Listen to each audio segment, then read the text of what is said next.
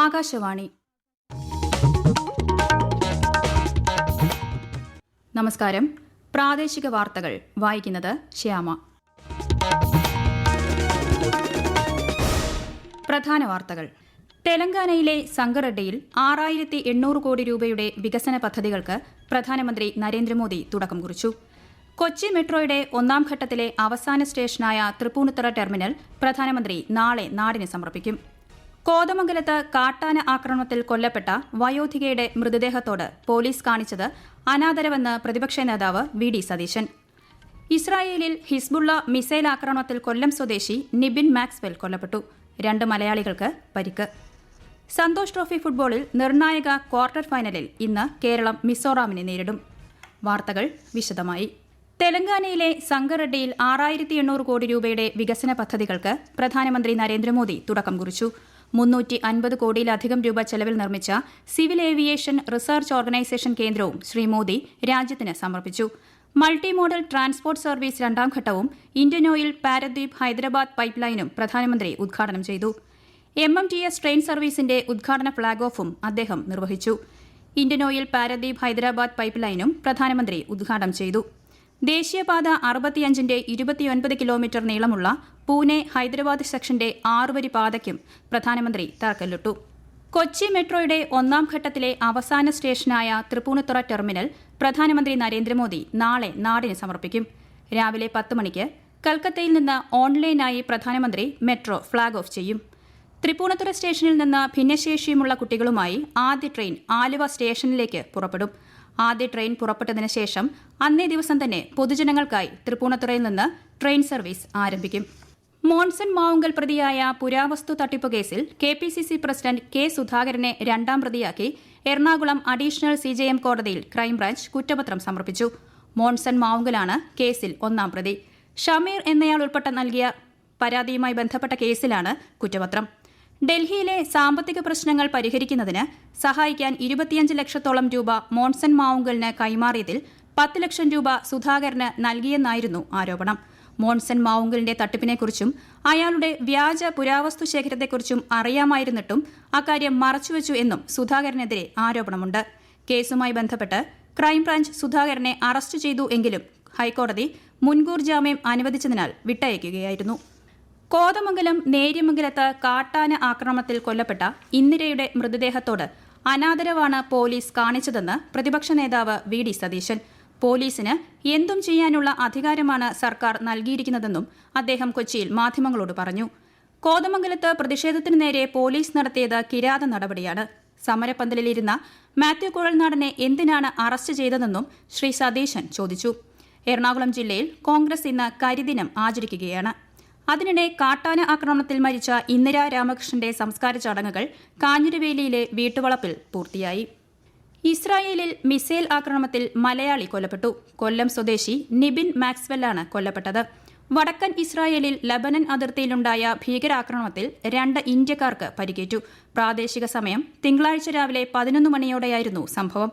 2 മാസം മുൻപാണ് നിബിൻ ഇസ്രായേലിൽ എത്തിയത്.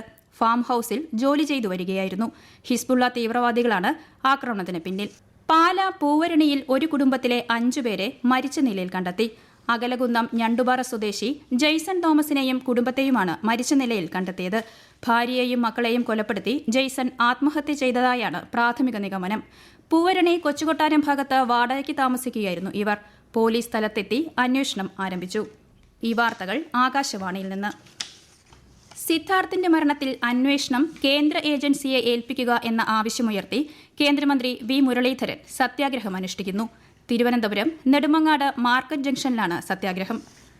വർക്കലയിൽ ഭക്ഷ്യവിഷബാധയേറ്റ് കൊല്ലം ഗവൺമെന്റ് മെഡിക്കൽ കോളേജിൽ ചികിത്സയിൽ കഴിയുന്നവരെ കേന്ദ്ര സഹമന്ത്രി വി. മുരളീധരൻ സന്ദർശിച്ചു. 20 മിനിറ്റോളം ആശുപത്രിയിൽ ചെലവിട്ട മന്ത്രി രോഗികളോടും ബന്ധുക്കളോടും വിവരങ്ങൾ ചോദിച്ചു. അമ്മയും 2 മക്കളും ഉൾപ്പെടെ ഒരു കുടുംബത്തിലെ 3 പേരാണ് ഇവിടെ ചികിത്സയിലുള്ളത്. ഭക്ഷ്യവിഷബാധയേറ്റ് ബിജു എന്ന ചെറുപ്പക്കാരൻ മരിച്ചത് ആശങ്ക ഉളവാക്കുന്ന സംഭവമാണെന്ന് മന്ത്രി വി. മുരളീധരൻ പറഞ്ഞു. പൊതുജനാരോഗ്യം സംരക്ഷിക്കാൻ ഉത്തരവാദിത്തപ്പെട്ട ഉദ്യോഗസ്ഥർ ശുഷ്കാന്തിയോടെ പ്രവർത്തിക്കുന്നില്ലെന്നാണ് നാട്ടുകാരുടെ പരാതി.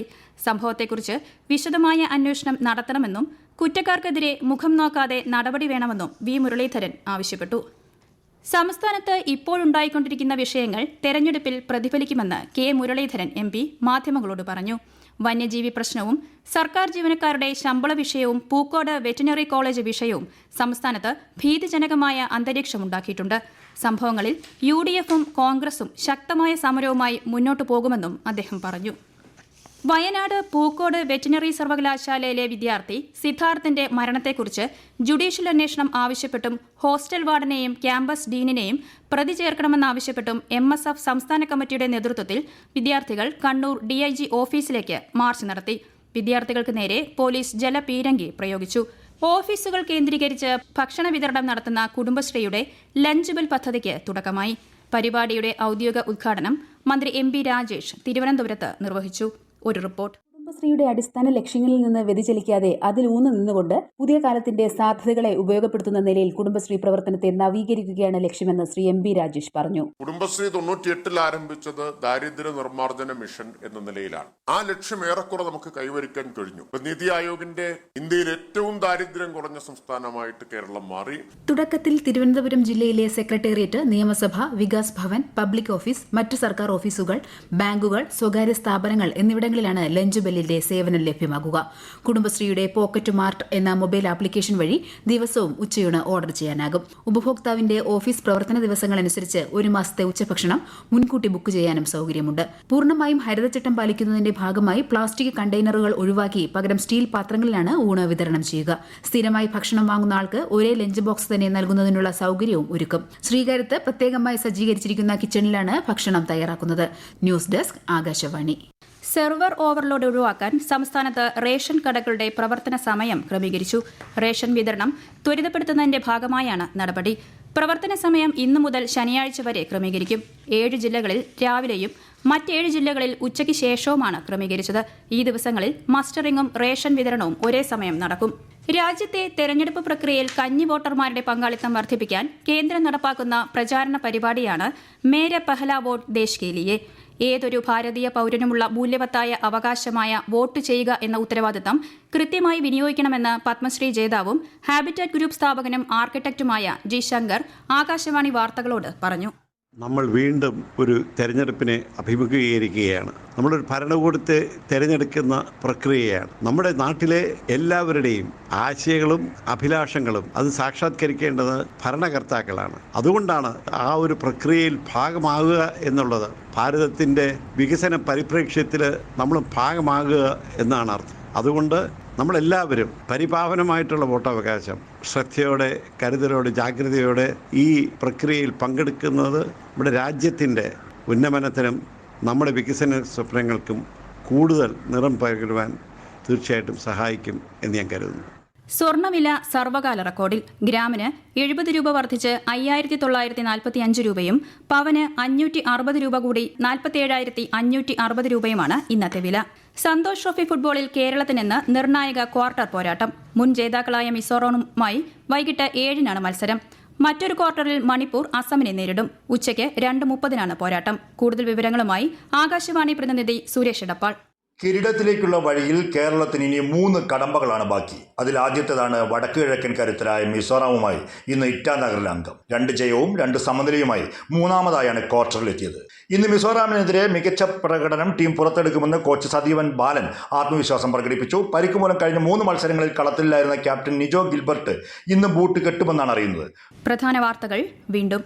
തെലങ്കാനയിലെ സംഗറെഡ്ഡിയിൽ 6800 കോടി രൂപയുടെ വികസന പദ്ധതികൾക്ക് പ്രധാനമന്ത്രി നരേന്ദ്രമോദി തുടക്കം കുറിച്ചു.